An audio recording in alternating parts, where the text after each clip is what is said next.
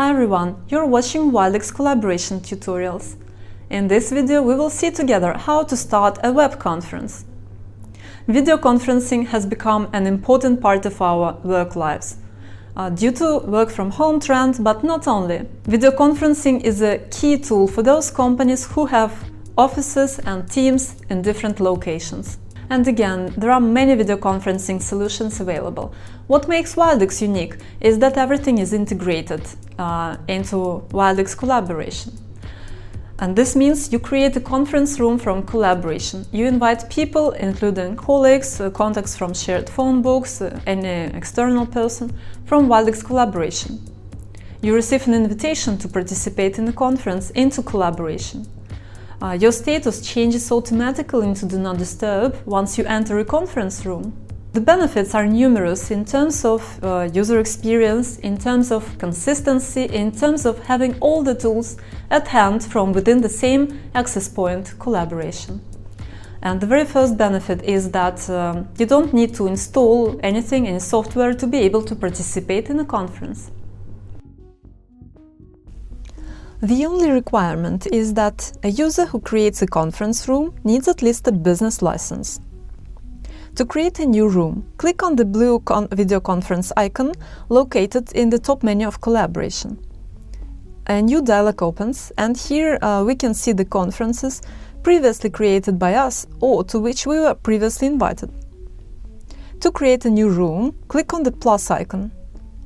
Now let's give our conference a title. Optionally, you can also give it a description. Now you can invite your colleagues by typing their names. You can also invite external people, contacts from shared phone books, or any other people by entering their email address into the input field. You can also schedule the conference for later by ticking off this box. And here you have an option to make it a repeated event. In certain countries, Wildix offers an option to join a conference by dialing a local phone number. So here you can select which dial-in numbers you would like to send to our participants. You can select up to 2 countries. And you can also select the language of our invitation email. You can always find your conferences right here in our conference management dialog. The events scheduled for the nearest future appear first, while past events are displayed at the bottom. From this dialog, you can edit any video conference that you created or to which you were invited at any time. Should it be a conference scheduled for the future or a past event? Find your conference and click on the 3 dots next to it to edit it.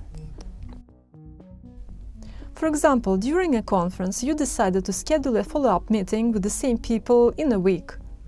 You can edit the old conference room, make it a repeated event.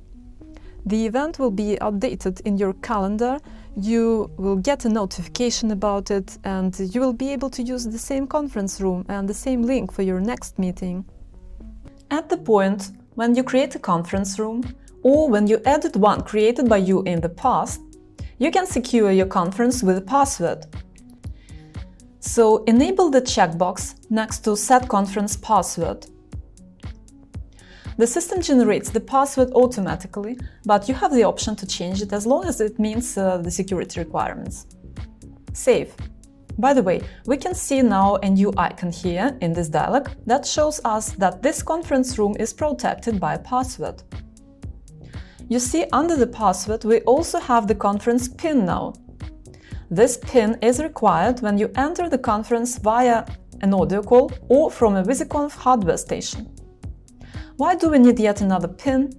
Well, because the PIN only contains digits, while the password contains both digits and letters. So it's easier to use the PIN in case with the audio call or with the conference hardware station. All the participants receive an invitation email with the link to join the conference. Your colleagues will also receive an invitation via chat. To join a video conference via the web, just follow the invitation link. If you're an external person, you will also have to enter your name, and you have an option to sign in via social networks. As to the users, we will be automatically recognized by the system. Okay, What happens if our external people have connected earlier than you? Then they will have to wait. Any user of the system can unlock the conference room, both if they access via the web, so via the link, or if they access in audio-only mode from the phone. By default, when you access a new conference, your microphone is enabled and your webcam is disabled. You can change it right away by clicking on the corresponding icon at the bottom of the screen. If you need to invite more participants during a conference, you can simply give the sharing link to them. To find the link, click on the button Invite People in the lower right-hand part of the screen. Here is our sharing link that we can send to someone.